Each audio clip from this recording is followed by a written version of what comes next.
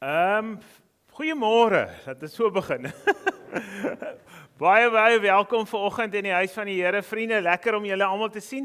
En julle nou net kom kyk hoe lyk ek nou na my storieetjies, hè? Ek wil vir julle sê regtig uit my hart uit baie dankie vir julle ondersteuning, julle gebede, julle belangstelling. Dit word opreg gewaardeer. Baie dankie. Regtig julle. Ek het nou nie gedink ek gaan so vinnig na my vorige operasie weer 'n bietjie mediese verlof nodig hê nie, maar die Here was vir my baie goed. Ons is daardeur en ja, ek het nie pyn nie. Ek het in die hospitaal laaste pynpil gedrink. So dis die wonderlike om van die herstel en die gesond word. Ek hou my maar nog 'n bietjie rustig. Ek is nog nie op hulle sê 100% nie, maar ek is hierdie week sal ek so stadig aan begin om weer my pligte na te kom, of my verpligtinge na te kom, maar die wonderlike is om vanoggend hier te kan staan. Dit is die groot voorreg wat ek het, en ek wil daarvoor vir die Here sê, baie dankie. Dankie dat ek kan terugkom en hier kan staan. Julle weet nie hoe mis 'n mens dit, as jy siek is en jy in 'n herstelproses is, en jy wil graag by die kerk wees, maar jy kan nie, jy moet eers gesond raak. So, baie dankie van my kant af vir elkeen. Vriende, ons is by die begin van ons erediens, waarin ons stil word. En die eerste Sondag in die maand word ons ook stil. Ons het 'n spesiale gebedssondag. Ek wil vir jou vanmôre uitnooi, dat jy vir 'n oomblik sal stil raak, daar waar jy sit. Ons het mos nou baie gedagtes in ons gedagtes oor goed. Ons dink oor die lewe en ons dink oor alles wat so deur mekaar is in die wêreld waarin ons leef elke dag. Daar's genoeg slegte nuus daar buite. Ek hoef nou nie vanoggend vir julle dit te kom deel nie. Ek wil vanmôre vir julle opnuut kom herinner aan die Here Jesus wat vir ons gekies is. Hy het vir jou gekies, hy het vir jou opgerig, hy het vir jou toegerus. En hy wil vanmôre hê dat jy tyd aan hom spandeer. Daarom nooi ek jou, daar waar jy sit, om vir 'n oomblik stil te raak. So 'n bietjie jou gedagtes te orden, 'n bietjie te vergeet van wat moet ek nog gaan maak vir middagete, of wat gaan ek vanmiddag doen, of môre, of die week se program. Fokus nou die volgende paar minute op dit wat jy van die Here wil ontvang. So kom ons raak stil voor hom. Ek gee tyd vir stil gebed.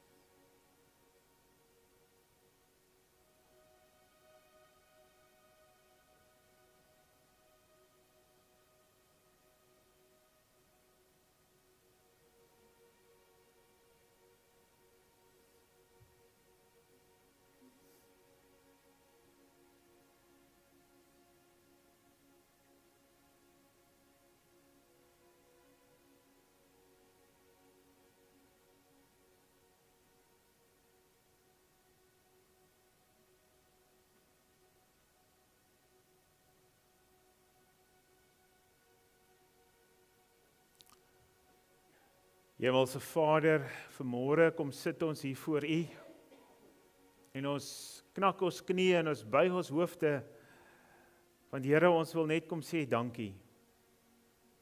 Dankie dat ons vanmôre hier kan wees. Dankie vir hierdie fasiliteite wat ons kan gebruik. En dankie Here dat ons vanmôre elkeen met U 'n afspraak het. Dat U Gees alreeds voordat ons in hierdie kerkgebou ingestap het, presies geweet het wie gaan vanoggend hier wees. En soos wat elkeen nou met sy gedagtes gedink het en geworstel het en met U gepraat het, so wil U van elkeen van ons opnuut kom aandag gee. En wil U ons opnuut vanmôre nader trek na U woord toe en vir ons kom herinner dat U vir ons baie lief is. Here, ek wil besonder vanoggend dankie sê vir die mildelike reën wat ons ontvang het oor ons gebied. Ja, Here, ons weet daar is skades en daar's oorstromings gewees. Maar dankie dat ons wêreld nou deurdrenk is van die water. Dankie vir u voorsienigheid. Help ons ook so, Here, om in hierdie tyd opnuut te luister.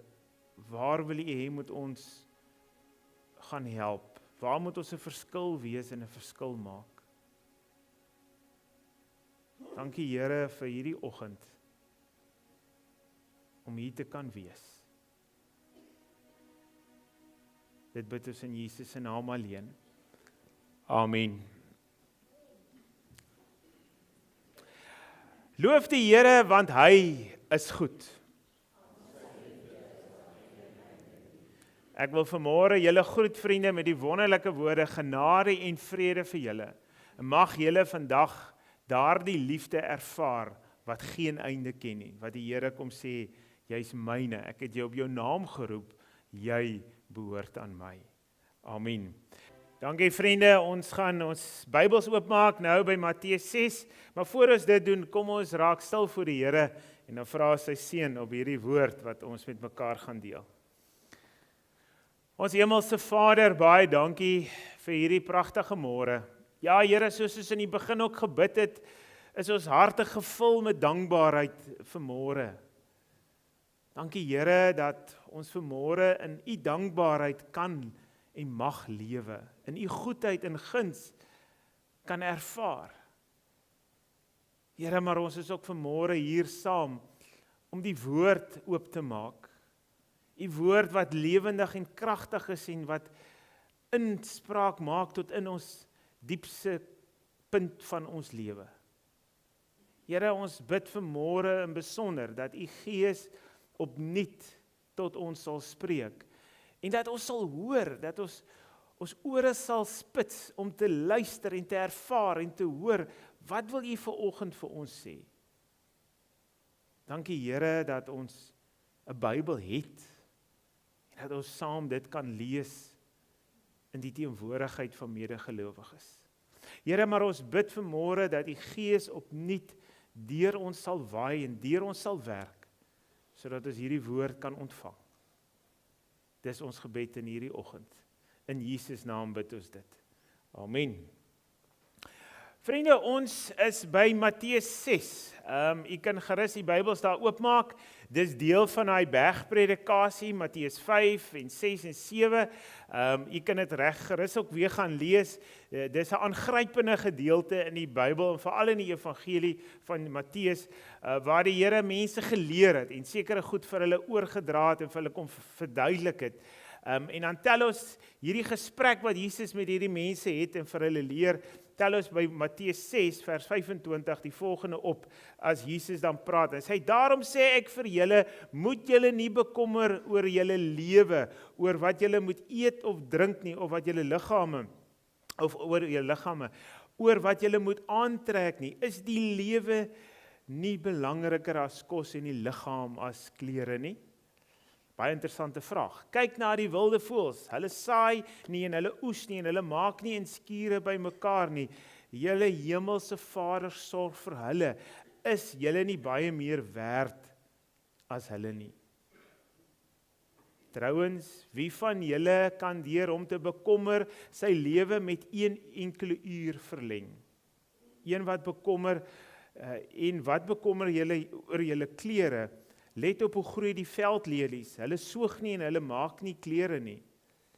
Maar ek sê vir julle self, Salomo in al sy pragt was nie geklee soos een van hulle nie. As God dan die gras van die veld wat vandag nog daar is en môre verbrand word, so versier, hoeveel te meer sal hy dan nie vir julle sorg nie, julle klein gelowiges. En dan gaan hy aan, julle moet julle dus nie bekommer en vra, wat moet ons eet, of wat moet ons drink, of wat moet ons aantrek nie. Dit is alles dinge waaroor ongelowiges begaan is. Julle hemelse Vader weet tog dat julle, wat julle alles nodig het. Nee, beywer julle allereers vir die koninkryk van God en vir die wil van God. dan sal hy julle al hierdie dinge gee. Moet julle dus nie oor môre bekommer nie, want môre bring sy eie bekommernis. Elke dag bring genoeg moeilikheid van sy eie. Vriende, net tot sover, ons gaan 'n bietjie daarby stil staan. Vir al die laaste gedeelte, nee, elke dag bring genoeg moeilikheid van sy eie. Daarvan kan ons seker getuig, nee. Vriende, ons is vanmôre hier by mekaar. Julle het vir my baie gebid. Regtig, ek het dit ervaar, ek het dit beleef terwyl ek in die hospitaal was. En dit dra 'n mens. Dit hou 'n mens regop, dit hou 'n mens vas. En ek wil vanmôre vir julle 'n kort storieetjie vertel, na aanleiding van die teks. Hoekom ons vanmôre hierdie teks lees? En dit gaan oor die eenvoudige opmerking of twee opmerkings wat ek wil maak. En dit gaan oor, dis die teks wat ek 21 jaar terug ook gelees het, toe ek my voete in hierdie gemeente gesit het. Die wat so aantekeninge maak in die Bybels, julle sal sien die datum, seker daar, ek dink is die 31ste Julie, of daar rond, einde Julie 2005, het ek die teks gelees. Toe was ek jonk en mooi, nou is ek net mooi. So die jare het nou al so 'n bietjie gestap met 'n ou, en 'n ou het 'n paar dinge beleef en ervaar. Maar die een belangrike ding, hoekom ek daardie tyd die teks gekies het en gesê het, maar ek is in my hart oortuig en ek is geroep om na hierdie gemeente te kom, om die Here se koninkryk te kom dien. Nie my koninkryk te bou nie, nie jou koninkryk nie, God se koninkryk. En daarom wil ek vanmôre opnuut net weer daai streep of twee kom trek. Dat ons besef, waaroor gaan dit? Dit gaan nie hier, dit gaan nie oor my nie, dit gaan nie oor jou nie. Dit gaan oor God, dit gaan oor sy koninkryk en sy werk. Toe hulle die 6de Maart van hierdie jaar uitvind, daar's iets fout by my linkernier. Trouwens, net so vinnig te sê, ek het bietjie bloed in my urine gekry, ek het my heeltemal uit my geloof amper geskrik, dadelik dokter toe gegaan. En hulle het gedink dis die bloedverdunners wat ek drink vir my hart, want ek het nou laas jaar die hartoperasie gehad. So ek moet nou my bloed gereeld laat toets en kyk dat dit nou nie te dun is en ook nie te dik is nie. En ons kon dit maklik afmaak, maar dis maar dit. En my huisdokter sê toe nee. Kom ons maak seker. En hy praat met die uroloog, en die uroloog sê, gaan kyk maar net, kom ons doen net 'n sonar en 'n scan. En die 23ste Maart, toe vind hulle uit, maar hier's nou iets fout. Mens skrik, want wat gaan hier aan? Jy weet mos nou nie hoe lyk dit hier binne nie. Daai voetjies wys vir jou mooi hoe lyk jou liggaam van binne, en wat is fout en wat is reg en al die dinge. Maar toe Dr. Baalman vir my sê die 27ste Maart, ons moet dit uithaal. Toe sê ek, nee dokter, alweer 'n operasie, ek het dan nou net een gehad. Hy sê, dit is wat dit is. En nou wil ek by die teks kom. Want die vriende van die 27ste Maart tot die 12de Mei, moes ek met my gedagtes loop en wag vir die operasie. Wat maak jy met bekommernis? Hier kom die Here en hy sê maklik, julle moenie julle bekommer oor môre nie, julle moet julle bekommer oor wat julle aantrek of wat julle moet eet of iets nie. Maar hoe doen jy dit?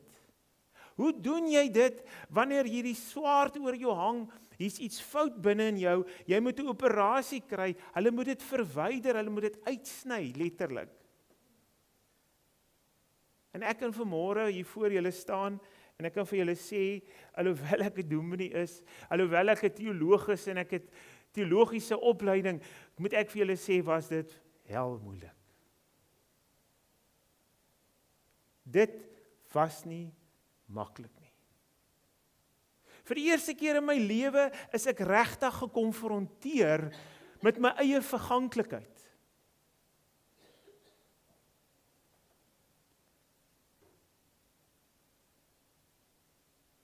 En in die hele proses, en in hierdie worsteling met die Here, en in my stilte tyd, en in gebed met God, kom openbaar die Here dit net vir my.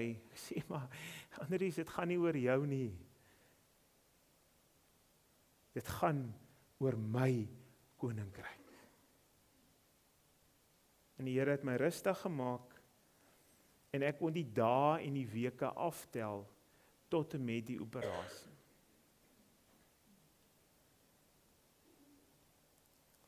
Ek was maar skrikkerig, toe hulle my daar weer instoot daar in die teater.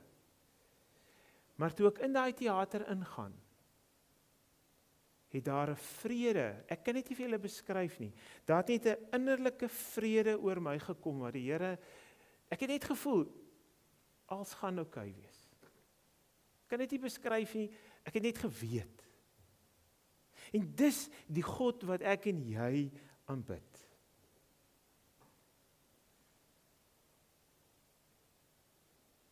Toe ek daar wakker word, toe ek seer. Ek kan nou vir julle sê, ek het lanklaas so pyn gehad, soos ek daar. Ek het net gedink, gaan ek ooit weer hier opstaan? En die dokter kom so met sy droë humorsin.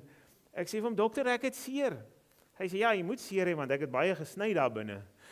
So uit als, maar so 'n dag of wat, toe die pyn begin wyk, en ek het aan die beweeg gekom, en ek kon stap, en ek kan, ja. En ek staan hier vanoggend voor julle, nie omdat ek 'n eyster is, of ek so groot of goed is nie. Nee, ek staan hier as 'n belewende bewys van God se genade, wat my kom optel het, en kon gesond maak het.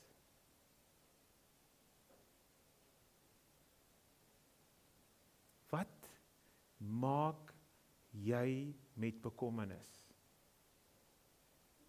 Wat maak jy as die dokter vir jou sê, daar's iets fout by jou, jy moet 'n behandeling kry, jy moet 'n operasie kry? Jou kop hardloop in 110 rigtings. Dit voel of jy nie beheer kan kry of het oor die situasie nie. Dan kom Matteus 6 vanoggend. En dan wil die Here deur sy Heilige Gees opnuut net vir ons laat besef, gaan raak stil, gaan raak rustig, want dit gaan hier oor my, dit gaan oor my koninkryk.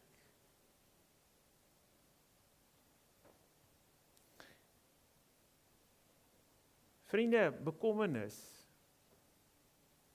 en vrees is een van die magtigste wapens wat die vyand in sy arsenaal het om ons as gelowiges te potjie.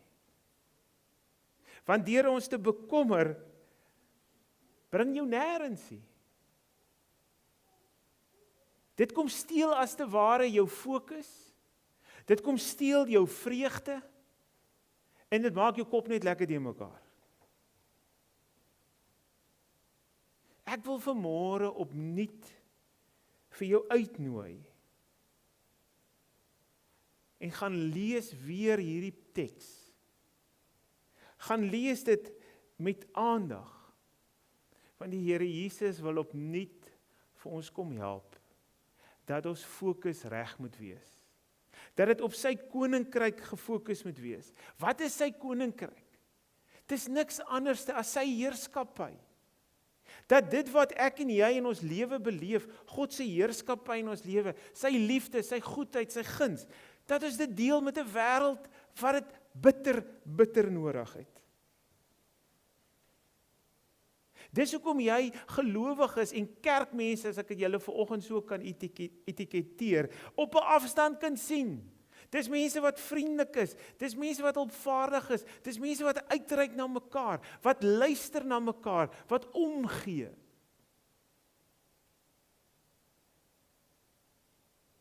Hoe lyk God se koninkryk in jou huis, in jou lewe?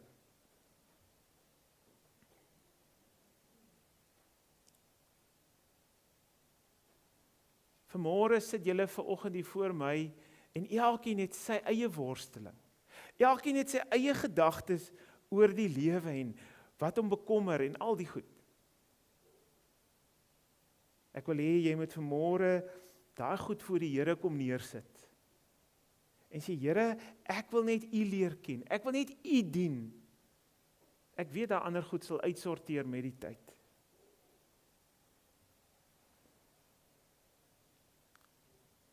Vriende, die kerk, en by name die NG Kerk of die enige, maak nie saak wat se kerk op aarde nie, wat se denominasie nie, die kerk kan dalk in die moeilikheid wees, maar die koninkryk van God is nooit in die moeilikheid nie, want God hou sy koninkryk in stand. Met ons samewerking of sonder ons samewerking. Dit is net wonderlik om te kan weet dat God ons uitkies, dat hy ons nader trek en ons toerus om in hierdie koninkryk te kan werk. Ons het nou Pinkster gehad. Ons het opnuut gehoor, wat is Pinkster? Wat moet ons doen? Hoe moet ons verandering bring in die wêreld waarin ons leef? Vriende, die tyd in die kerklike jaar na Pinkster is koninkrykstyd. Ek wil vanmôre vir jou uitnooi. Kom werk in hierdie koninkryk van God. Kom laat toe dat sy Gees ons toerus en ons gebruik om 'n verskil te wees in 'n wêreld wat dit regtig nodig het. Elke dag word elkeen van ons gekonfronteer met die stikkendheid van hierdie wêreld. Kom ons maak ons oë oop. Kom ons maak ons hande oop. Kom ons maak ons ore oop en te sien, waar is die nood? Waar kan ons 'n verskil gaan wees en kan gaan maak? En dit is nie groot goed nie. Dit is baie keer klein dingetjies. Maar ons moet sensitief wees om dit te kan raak sien.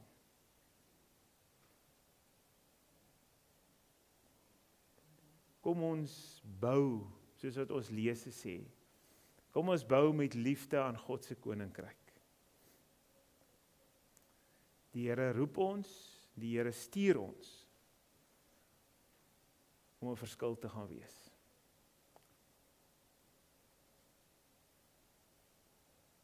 Mag elkeen van ons daardie roeping opnuut hoor en ervaar en beleef.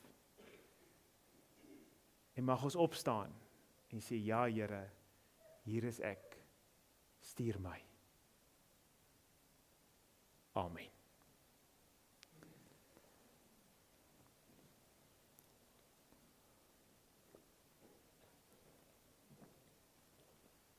Kom ons gee geleentheid vir stil gebed.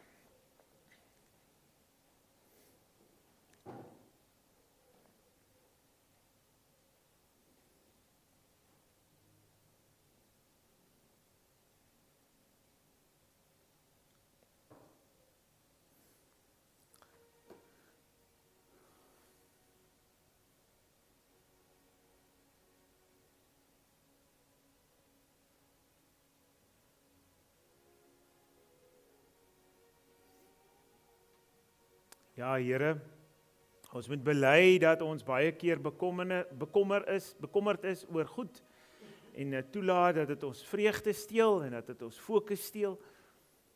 Here, ons kom bely vanmôre opnuut dat U vir ons sal toerus en dat U ons sal gebruik in die koninkryk.